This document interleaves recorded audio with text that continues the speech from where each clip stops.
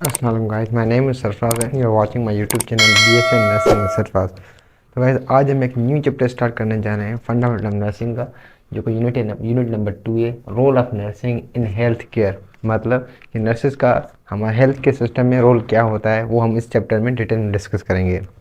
उससे पहले मैं आपको एक बात बता दूं, मुझसे कोई दोस्त मेरे से पूछ रहा था कि जो आप लेक्चर्स बनाते हैं वो किस यूनिवर्सिटी या किस कॉलेज के लिए होते हैं। तो मैं आपको एक बात क्लियर करता चलूँ कि ये जो मैं लेक्चर्स बनाता हूँ, ये ऑल ओवर द पाकिस्तान में जो भी यूनिवर्सिटीज़ या कॉलेजेस हैं बीएससी नर्सिंग की, वो एप्लीकेबल है, क्योंकि एचएससी का सेम ही सिलेबस है सारे पाकिस्तान में, चाहे वो प्राइवेट हैं चाहे वो पब्लिक यूनिवर्सिटीज़ हो या कॉलेजेस हो। बीएससी नर्सिंग के सेम टू सेम यही टॉपिक्स हैं।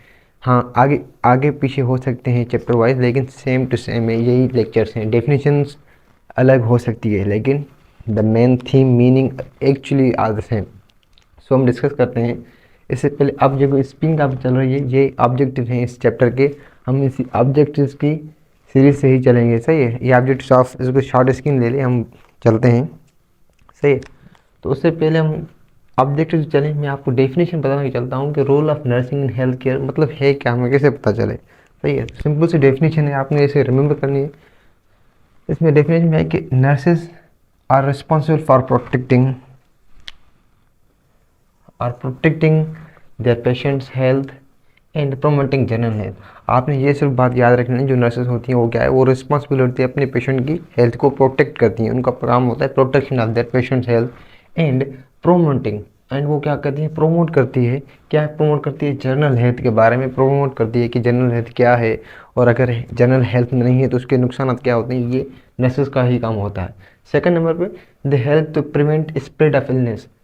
बीमारों को, जो बीमारियां होती हैं उनको रोकने में भी किसी का काम होता है, नर्सेज का ही ग्रेट काम होता है, वर्क होता है, सही है।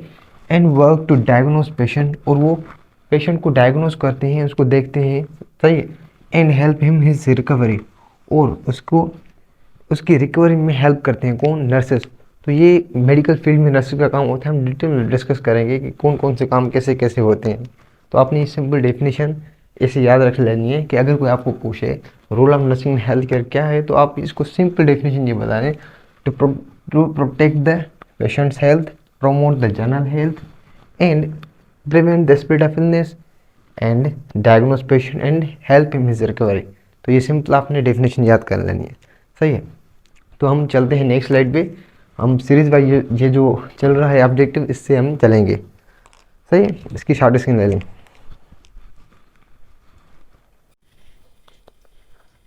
तो हम डिस्कस करते हैं नंबर फर्स्ट पे कि प्रोफेशनल क्या है, सही है। प्रोफेशनल डिस्कस करते हैं।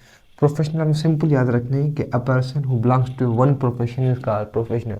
जो किसी भी प्रोफेशन मतलब किसी भी पेशे से बिलोंग करता हो, उसे हम क्या कहेंगे, प्रोफेशनल।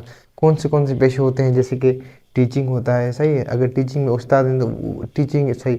टीचिंग क्या है, वो प्रोफेशन है। जैसे कि डॉक्टर भी क्या है, प्रोफेशन है, सही है। ऐसे पुलिस भी क्या है, ये भी प्रोफेशन। इंजीनियरिंग क्या है, ये प्रोफेशन है। उसमें जो लोग हों उन्हें हम क्या करते हैं, प्रोफेशनल। जैसे कि इंजीनियरिंग में, सही है, इंजीनियरिंग क्या हो गई, वो क्या होगी, प्रोफेशन हो गई। ऐसे ही टीचिंग क्या हो गई, प्रोफेशन हो गई। लेकिन इन प्रोफेशंस में जैसे कि पुलिस भी क्या होगी, प्रोफेशन हो गई, सही है, पेशे हो गए। इन पेशे के बंदों को हम क्या कहते हैं, प्रोफेशनल। जो इन पेशों में काम करते हैं उन्हें हम क्या कहते हैं, प्रोफेशनल कहते हैं, सही है। A professional is a member of a profession. किसी भी पेशे के आदमी को हम क्या कहते हैं, प्रोफेशनल। तो ये सिंपल डेफिनेशन आपने याद रख लेनी है कि प्रोफेशन के प्रोफेशन कौन से होते हैं, मुख्तलिफ पेशे प्रोफेशन होते हैं, उनके बंदों को हम क्या कहते हैं, professional. A person who belongs to one profession is called profession. जैसे कि नर्सिंग भी क्या है, नर्सिंग एक प्रोफेशन है, सही, एक पेशा है। जो नर्सेज होते हैं उसे हम क्या कहेंगे, वो भी प्रोफेशनल है, सही है। जैसे कि फॉर एग्जाम्पल नर्सेज, ये क्या है, प्रोफेशनल है, सही है। पुलिसमैन, वो भी प्रोफेशनल है। डॉक्टर्स, वो भी प्रोफेशनल है। टीचर्स, वो भी प्रोफेशनल है, सही है। ऐसे ही आप हम कहें लॉयर्स, वो भी क्या है, प्रोफेशनल है। ये प्रोफेशनल क्या होता है, जो किसी भी पेशे के आदमी हो या पर्सन हो, उसे हम कहते हैं प्रोफेशनल। बात समझ में आई, सही है। तो ये था प्रोफेशनल। और जो प्रोफेशनल होता है उसमें दो चीज़ें लाजमी होती है। नंबर वन, हाई नॉलेज होती है, उसकी नॉलेज क्या होती है, उस प्रोफेशन में हाई नॉलेज होती है, प्लस में स्किल्स होते हैं।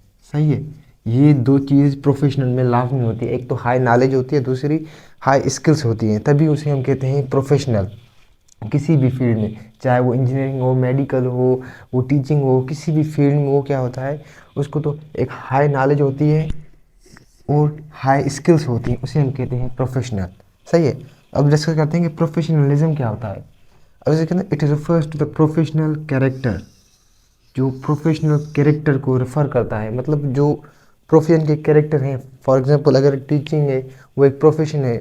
अगर टीचर को पढ़ाने का ढंग ही पता नहीं है, वो पढ़ाने उसको आता ही नहीं है, तो हम क्या कहेंगे, वो अनप्रोफेशनल, प्रोफेशनल नहीं है। सही है ना।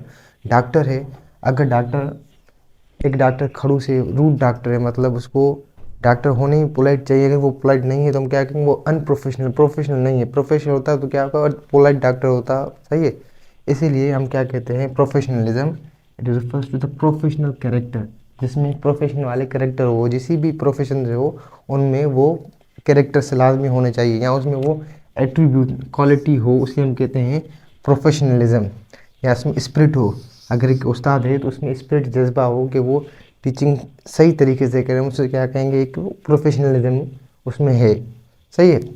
अब थर्ड नंबर पे आता है कि प्रोफेशनलाइजेशन क्या है, प्रोसेस है जिससे, process through which a person becomes professional, जिस प्रोसेस से पर्सन प्रोफेशनल बने उसे हम कहते हैं प्रोफेशनलाइजेशन। सही है, तो ये टर्म्स थे, प्रोफेशनल क्या है, प्रोफेशन क्या है, प्रोफेशनलाइजेशन क्या है, एंड प्रोफेशनलाइजेशन क्या है। I hope you understand. आप इसकी शॉर्ट स्क्रीन ले लें, हम दूसरी स्लाइड पे चलते हैं।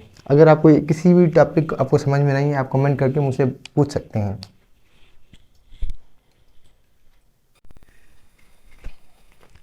तो हम डिस्कस करते हैं कि nursing as a profession, nursing profession कैसे है। सही है, नर्सिंग प्रोफेशन कैसे है, जिसमें भी ये 5-6 चीज़ें आ जाएँ, उसे हम कैसे कंसीडर करते हैं कि वो एज अ प्रोफेशन है।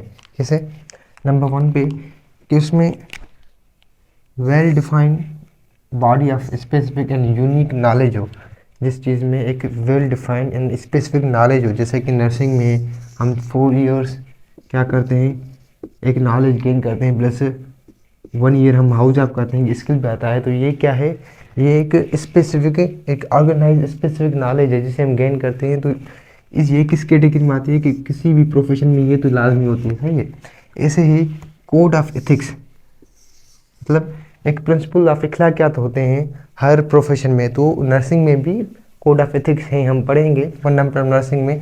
तो हमने क्या किया, ये कंडीशन पूरी हो गई कि एज अ प्रोफेशन नर्सिंग में कोड ऑफ एथिक्स भी है। सही है।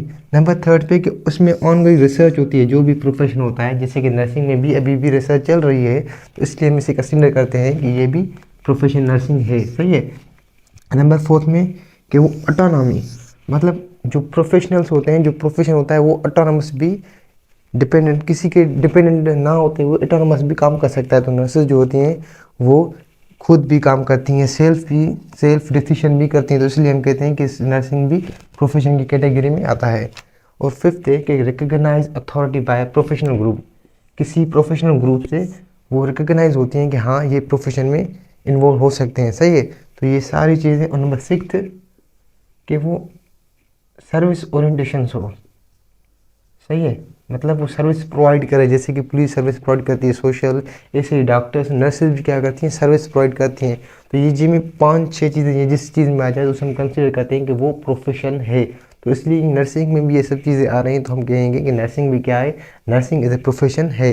सही है, इसकी शॉर्ट स्क्रीन ले लें, हम दूसरी स्लाइड पे चलते हैं, जिसमें हम पढ़ेंगे कि कैरेक्टरिस्टिक ऑफ प्रोफेशनल नर्स कौन से होते हैं। अगर एक नर्स है वो प्रोफेशनल है तो उसमें कौन से कैरेक्टरिस्टिक होंगे।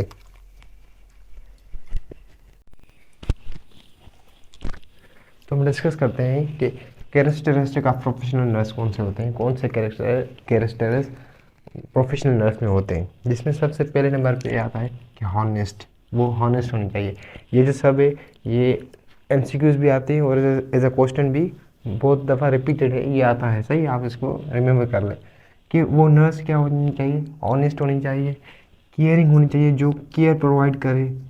सही है, वो केयरिंग होनी चाहिए, फेथफुल होनी चाहिए। नो नर्स क्या होनी चाहिए, उसको हॉनेस्ट भी हो, ईमानदार भी, फेथफुल, लॉयल भी हो। सही है, good listener, nurse good listener होनी चाहिए, मतलब वो पेशेंट को सुने वो क्या बोल रहा है। एक प्रोफेशनल नर्स की निशानी ये भी होती है कि वो गुड लिसनर होती है, वो कॉन्फिडेंट भी होती है, सही है ना। लेक ऑफ कॉन्फिडेंस मतलब कि वो अनप्रोफेशनल है, प्रोफेशनल जो होती है उसमें कॉन्फिडेंट होता है हर सिचुएशन को फेस करने की।